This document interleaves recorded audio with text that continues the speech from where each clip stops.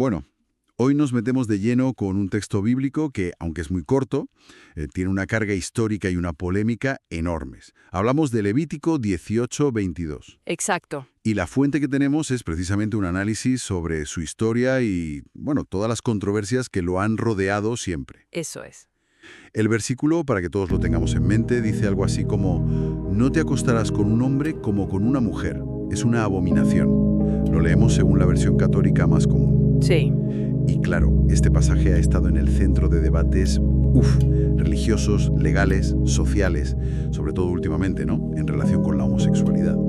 Así que, vale, vamos a intentar desgranar esto un poco con el análisis. Pues sí, y yo creo que lo primero, lo fundamental, es situar el texto. Este versículo pertenece a lo que se llama el Código de Santidad, dentro del libro del Levítico. El Código de Santidad. Sí, no son leyes sueltas, es una sección concreta.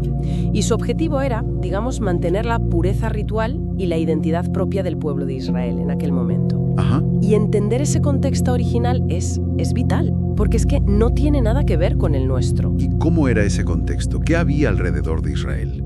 Porque imagino que no estaban solos. Para nada. Estaban rodeados de culturas muy potentes, ¿sabes? Egipto, Canaán, Babilonia. Y en muchas de ellas, ciertas prácticas sexuales no eran solo algo privado. ¿Ah, no?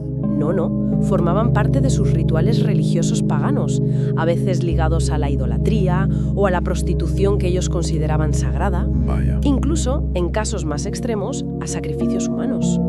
El análisis que manejamos subraya mucho esto, que la idea principal de estas leyes era marcar una diferencia. Separarse. Exacto. Proteger la cohesión religiosa, cultural, frente a lo que veían como costumbres peligrosas, ajenas a su pacto con Dios. Entiendo. Entonces, la preocupación no era tanto la orientación sexual como la entendemos hoy, ¿verdad? Sino más bien esas prácticas concretas asociadas a otros cultos. Justo.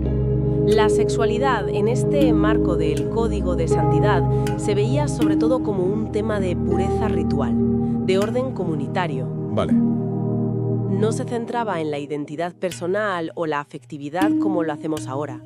Era más bien qué prácticas nos mantienen santos, o sea, separados para nuestro Dios, y cuáles nos contaminan ritualmente, acercándonos a esos otros pueblos. Y aquí llegamos a la palabra clave, ¿no? La que siempre genera más debate.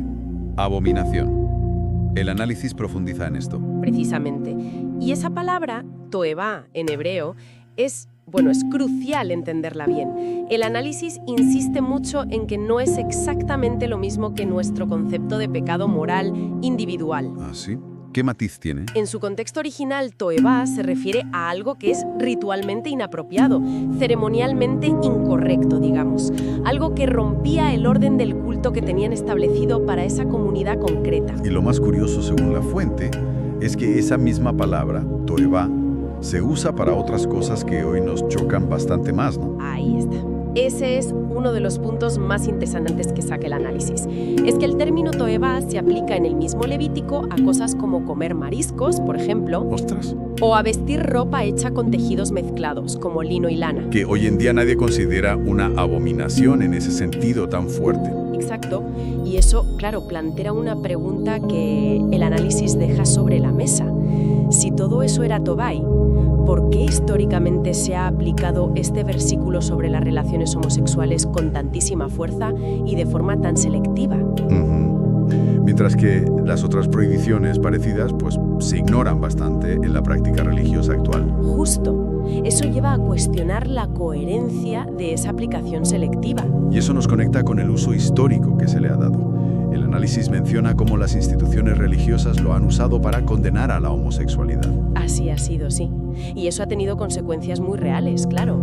Pero ojo, el análisis también recoge que hay una corriente importante y creciente, incluso dentro de teólogos más tradicionales, que argumentan que este versículo hay que leerlo sí o sí a la luz de su contexto histórico y cultural, que no se puede extrapolar sin más como una condena universal y para siempre, aplicable tal cual, hoy. O sea, que se está proponiendo una relectura. Se está abriendo paso a una relectura más contextualizada, más informada históricamente y a menudo también más compasiva, sí. ¿Y en qué se basan para esa relectura? ¿Qué argumentos dan? Pues principalmente en que coger estos pasajes antiguos, literalmente, para justificar la exclusión, hoy en día choca. ¿Choca con qué? Choca de frente con otros mensajes que son centrales en la misma tradición judeocristiana.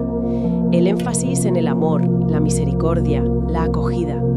Piensa en las enseñanzas de Jesús en los Evangelios, por ejemplo. Ya. Argumentan que el espíritu general de los textos debería guiar cómo interpretamos los pasajes más específicos o más difíciles, ¿no? Entendido. Entonces, resumiendo un poco, ¿cuál sería la conclusión principal que saca el análisis de la fuente que hemos estado viendo?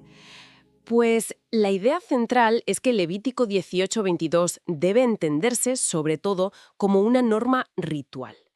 Una norma muy ligada a un momento histórico, a una cultura y a unas preocupaciones muy concretas del antiguo Israel. ¿Que buscaba diferenciarse de prácticas idólatras de los vecinos? Eso es. No tanto juzgar una orientación o una identidad personal en sí misma. Por lo tanto, para interpretarlo bien hoy, no basta con leerlo literalmente y ya está. Para nada. Exige una lectura cuidadosa, informada por la historia y siendo muy conscientes del abismo cultural que hay entre aquel mundo y el nuestro. El análisis, insiste, no es un juicio divino eterno contra personas, sino una ley vinculada a circunstancias históricas muy particulares. Vale, queda claro.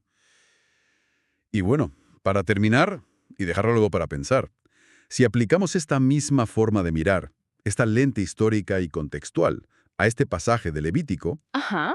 ¿cómo podría cambiar, o bueno, enriquecer, los debates que tenemos hoy sobre fe, sobre sociedad y sobre otros textos bíblicos que también se consideran complicados o polémicos si los abordáramos con este mismo rigor? Buena pregunta. Para darle una vuelta, sí.